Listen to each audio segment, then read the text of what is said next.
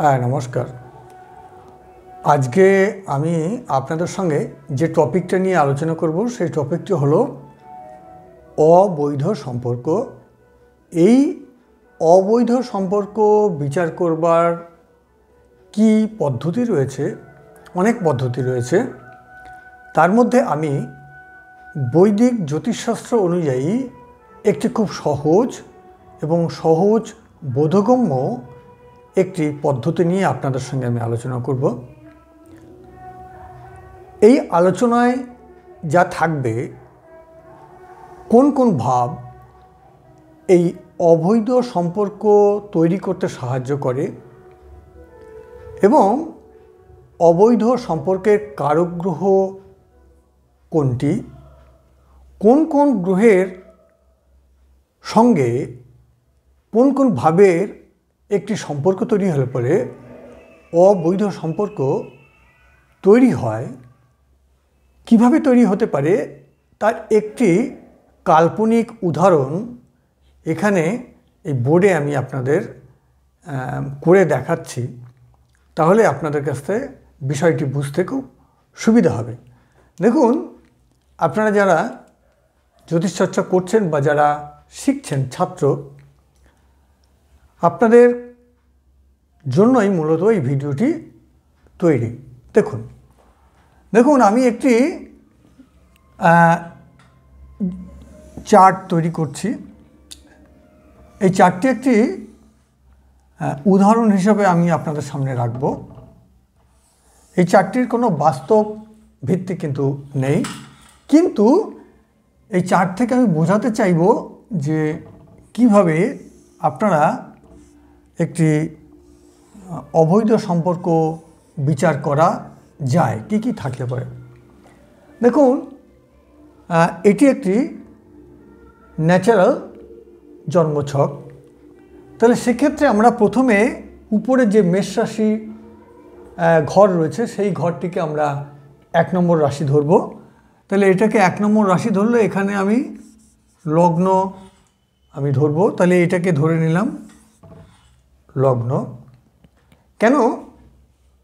অবৈধ সম্পর্ক জাতক বা জাতিকা যার সঙ্গে তৈরি হোক না কেন, লগ্ন এক্ষেত্রে একটি গুরুত্বপূর্ণ ভূমিকা নেবে। কেন? লগ্নই হলো সেই জাতক বা জাতিকা স্বয়ং। এরপরে আমাদেরকে মূল যে ভাব, সেই ভাবটিকে দেখতে হবে। সেই ভাবটি হলো পঞ্চম ভাব। কেন?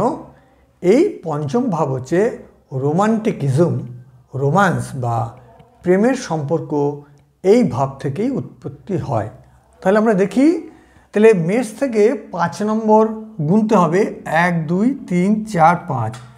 তাহলে সিংহ রাশিতে আমরা পঞ্চম ঘর পাচ্ছি। তাহলে এখানে আমি 5 লিখলাম এবং তাহলে লগ্ন হলো এবং প্রেম বা মনোরঞ্জন, সেই রোমান্টিকিজমের ভাব হচ্ছে পঞ্চম ভাব।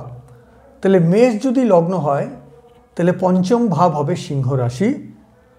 আরেকটি ভাব আমাদের দেখতে হবে, যে ভাব থেকে আমরা অবৈধ সম্পর্ককে চিহ্নিত করব, সেই ভাবটি হলো অষ্টম ভাব। তাহলে লগ্নের একদম উল্টো 180 ডিগ্রি যদি আমি নামি, সেটা হলো সপ্তম, এবং তার পরেই হলো গিয়ে অষ্টম, অর্থাৎ বৃশ্চিক রাশি। তাহলে এটি হলো আমার অষ্টম ভাব। তাহলে 3টি ভাবের সম্পর্ক আমরা এখানে দেখব। পঞ্চম ভাবের সঙ্গে আমার লগ্নের সম্পর্ক থাকতে হবে এবং পঞ্চমের সঙ্গে আমার অষ্টমের সম্পর্ক থাকতে হবে। এরপরে আমাদেরকে দেখতে হবে অবৈধ সম্পর্ক তৈরি করে তার কারক গ্রহ কোনটি। অবৈধ সম্পর্ক তৈরি করতে পারে 9টি গ্রহের মধ্যে একটি গ্রহ, সেই গ্রহটি হলো রাহু। এবার তর্কের খাতিরে আমি ধরে নিলাম বোঝার জন্য সেই রাহু এই মেষের অবস্থান করছে। তাহলে আপনারা জানেন আরেকটি ভাব আমাদেরকে দেখতে হবে, রোমান্টিকিজমের গ্রহ বা প্রেমের গ্রহ, কারক গ্রহ, সেটি হলো শুক্র। তাহলে এবার আমরা সাপোজ ধরে নিচ্ছি শুক্রকে আমরা এখানে লিখি, উদাহরণ হিসাবে আমরা দেখছি। তাহলে শুক্রের ঘর হচ্ছে একদম লম্বলম্বিভাবে তুলা, তাহলে তুলায় আমি শুক্রকে রাখছি।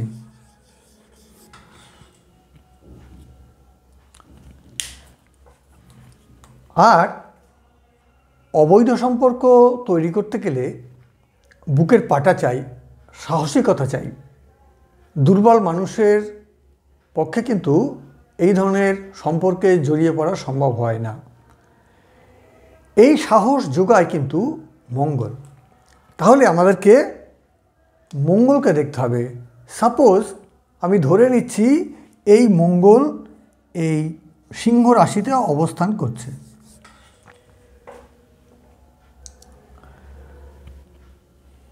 তাহলে দেখুন আরেকটি আমি ধরে নিলাম যে সিংহ রাশির অধিপতি রবি, সে ধরুন মেষে উচ্চস্থ হয়, তাও ধরে নিলাম যে রবি মেষে অবস্থান করছে।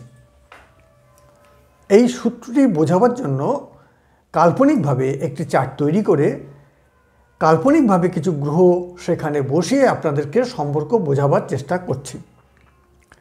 এবার দেখুন রাহু যদি মেষে অবস্থান করে, তাহলে রাহুর তিনটি আমরা প্রাথমিক দৃষ্টি পাব, পঞ্চম এবং নবম।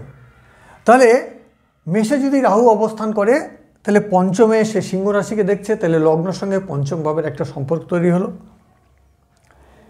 কিন্তু রাহুর সঙ্গে রাহুর অষ্টমে কোনো দৃষ্টি নেই, তাহলে সপ্তম অষ্টম এখানে দৃষ্টি পেল না। কিন্তু অষ্টম ভাবের অধিপতি মঙ্গল সে সিংহ রাশিতে বসে আছে। সিংহ রাশিতে বসে থাকার ফলে আমরা এখানে একটি সম্পর্ক দেখতে পাচ্ছি। বা দেখা গেল যে মঙ্গল আবার মেষেরও অধিপতি, সেই মঙ্গল তাহলে রবি মেষে রয়েছে, সিংহ রাশির অধিপতি সাপোজ মেষে থাকলো এবং মেষের অধিপতি মঙ্গল সে সিংহ রাশিতে আছে। এটাকে আমরা ডিসপোজিটার বলতে পারি, মানে দুটি গ্রহ তাদের ঘর পরিবর্তন করে একে অন্যের ঘরে আছে। কাল্পনিকভাবে আমরা এই ডিসপোজিটার বিচারের ক্ষেত্রে উভয় গ্রহকে উভয় স্থানে আমরা নিয়ে আসতে পারি। তাহলে এদিক থেকে যদি আমরা দেখি, তাহলে লগ্নভাবের সঙ্গে রাহুর দ্বারা একটা সম্পর্ক তৈরি হচ্ছে, সেক্ষেত্রে অষ্টম পতির সঙ্গে একটা সম্পর্ক তৈরি হচ্ছে এবং শুক্রের সঙ্গে সপ্তমে কানেকশান পাচ্ছে এবং মঙ্গল সিংহ রাশিতে অবস্থান করছে। তাহলে পঞ্চম ভাব থেকে এখানে লগ্ন থেকে পঞ্চমে দৃষ্টি দিচ্ছে। তাহলে আমাদের বক্তব্য সূত্রটা ছিল এইরকম, তিনটে ভাবের অধিপতি মধ্য সম্পর্ক তৈরি হয়ে তিনটে ভাবের মধ্যে সম্পর্ক তৈরি হতে পারে, কিংবা রাহু, মঙ্গল এবং শুক্র এই তিনটি গ্রহ দ্বারা এই তিনটি ভাবের মধ্যে পারস্পরিক বা পারিসারিক যে সম্পর্ক, সেই সম্পর্ক স্থাপন করতে পারে। মোট কথা হচ্ছে তিনটি ভাব লগ্ন, পঞ্চম, অষ্টম এবং তিনটি গ্রহ রাহু, মঙ্গল, শুক্র, এদের মধ্যে যদি একটি কোনো জন্মছকে একটি সম্পর্ক তৈরি করে, তাহলে আমরা প্রাথমিকভাবে ধরে নেব এটা যদি জাতকের জন্মছকে থাকে, তাহলে সেই জাতক সে যদি বিবাহিত হয়, তাহলে তার অন্য কোনো অবিবাহিত নারী কিংবা বিবাহিত কোনো নারীর সঙ্গে তার সম্পর্ক থাকতে পারে। অপোজিট ক্ষেত্রে মেয়েদের ক্ষেত্রেও সেটা কিন্তু উল্টোটাও ঘটতে পারে। অর্থাৎ অবৈধ মানে সমাজ আমাদেরকে যে সম্পর্কের স্বীকৃতি দেয় না, সেটাকেই আমরা অবৈধ বলি, বৈধ নয়। সমাজ স্বীকৃতি দেয় না এমন সম্পর্ক, এক্ষেত্রে কিন্তু সেই জন্মছকে থাকলে পরে সেই জাতক জাতিকার কিন্তু গ্রহ ভাবের বলবত্তা অনুযায়ী সেই সম্পর্কে স্থায়িত্ব নির্ভর করবে। এটা কিন্তু আমরা আলোচনা করলাম এখানে। তাহলে বন্ধুরা, আজকে আলোচনা থেকে আপনারা বুঝতে পারলেন যে একটি অবৈধ সম্পর্ক বিচার করতে গেলে আমাদেরকে কি কি দেখা উচিত। তাহলে আজকে এখানেই শেষ করছি ভিডিওটি। যদি কোনো মন্তব্য বা কোনো কথা আপনাদের বলার থাকে আপনারা সরাসরি হোয়াটসঅ্যাপে আমাকে লিখে জানাতে পারেন, কিংবা ভিডিওর কমেন্ট বক্সেও আপনারা সেখানে লিখতে পারেন। আরেকটি অনুরোধ করব যে কোনো ভিডিও আপনাদের পছন্দের ভিডিও রয়েছে কিনা সেটা কিন্তু আপনি ডেসক্রিপশন বক্সে গিয়ে সেখানে ভিডিও থেকে আপনি আপনার পছন্দের ভিডিও পছন্দ করে নিতে পারেন। আজকে এখানেই শেষ করছি। নমস্কার, ধন্যবাদ, সবাই ভালো থাকবেন।